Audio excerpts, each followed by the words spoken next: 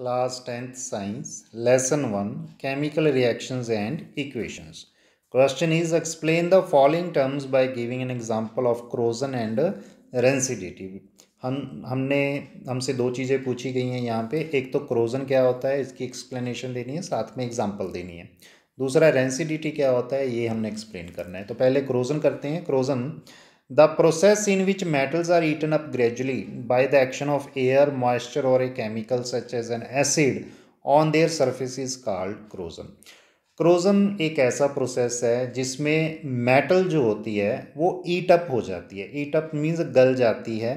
जो मेटल है वो डिस्ट्रॉय होना शुरू हो जाती है, धीरे धीरे वो ख़त्म होना शुरू हो जाती है by reacting with air, moisture और any other chemical such as an acid. ठीक है।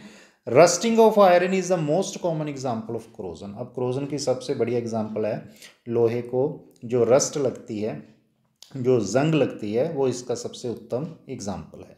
Rusting involve unwanted oxidation of iron metal which occurs in nature on it's on. अब रस्टिंग क्या है, ये अनवांटेड ऑक्सीडेशन है। एक ऐसा ऑक्सीडेशन रिएक्शन है जिसे हम नहीं चाहते। हम नहीं चाहते कि हमारे लोहे को जंग लगे, लेकिन ये लगती है क्योंकि ये एक नेचुरल प्रोसेस है, अपने आप होने वाला प्रोसेस है।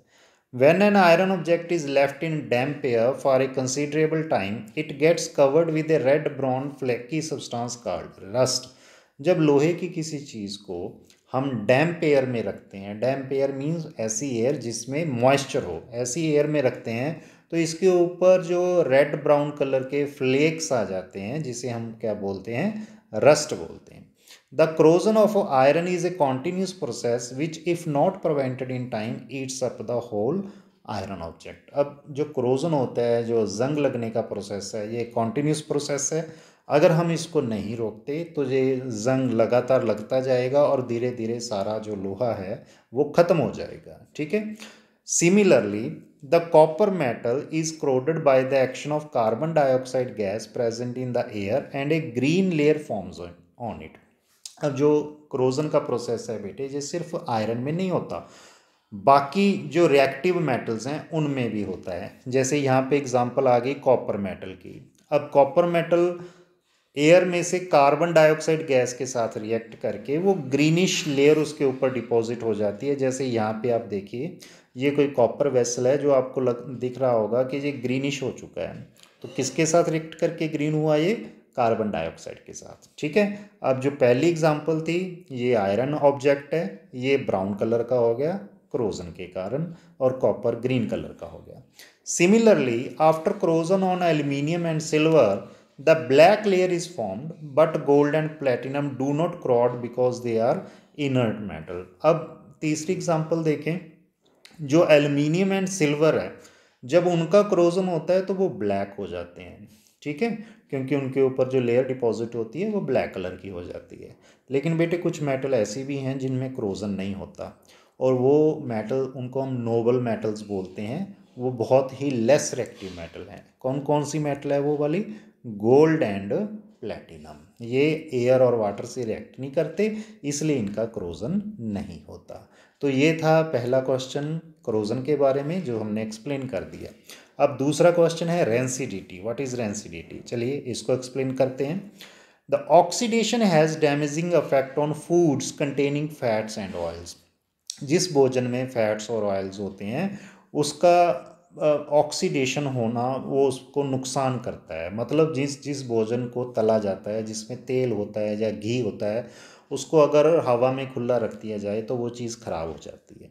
When the food material prepared in fats and oil are kept for a long time, they start giving unpleasant smell and taste. तो जिस चीज़ में तेल और घी होता है, अगर उस चीज़ को लंबे समय तक हम हवा में रखते हैं तो उसकी जो स्मेल होती है वो अनप्लीजेंट होती है। ठीक है। अनप्लीजेंट मीन्स वो उसकी स्मेल ख़राब हो जाती है, उसका टेस्ट ख़राब हो जाता है, हमें अच्छा नहीं लगता, वो टेस्ट बुरा टेस्ट हो जाता है। The condition produced by aerial oxidation of fats and oils in foods marked by unpleasant smell and taste is called rancidity. तो ये जो कंडीशन पैदा होगी कि तेल और घी वाली चीज़, जो उसमें फ्राई की हुई चीज़ लंबे समय में अगर खुली रखी तो उसका टेस्ट चेंज हो गया, तो इस चीज़ को हम रेंसिडिटी भी बोलते हैं। तो rancidity spoils the food material prepared in fats and oil which have been kept for a considerable time and make them unfit for eating. तो रेंसिडिटी के कारण फूड खाने के लायक नहीं रहता। For example, if potato chips prepared in oil are kept expose to air for a long time, they start giving unpleasant smell and taste due to oxidation of oil present in them. The potato chips turn rancid and become unfit for eating. तो potato chips को अगर आप हवा में खुला रखोगे तो उसका टेस्ट चेंज हो जाएगा, आप उसको खाओगे आपको वो टेस्ट अच्छा नहीं लगेगा। बेटे आपने नोटिस किया होगा कई बार जो शॉपकीपर्स होते हैं, जब हम शॉपकीपर से पोटैटो चिप्स का पैकेट लेके आते हैं, कई बार उसमें से हवा निकली हुई होती है ना, तो मतलब उसमें से नाइट्रोजन गैस निकली हुई है, और नाइट्रोजन गैस तो निकल गई जिसने उसको फ्रेश रखना था, और उसकी जगह पे एयर उसके अंदर एंटर होगी, क्योंकि नाइट्रोजन जहाँ से निकली है वहाँ पे कहीं पे छेद है, उसमें छेद है, तो उस छेद में से हवा एंटर होगी। अब हवा एंटर होगी तो वो चिप्स के साथ रिएक्ट करके उसका टेस्ट चेंज कर रही है, उसको ख़राब कर रही है, उसको रेंसिड कर रही है।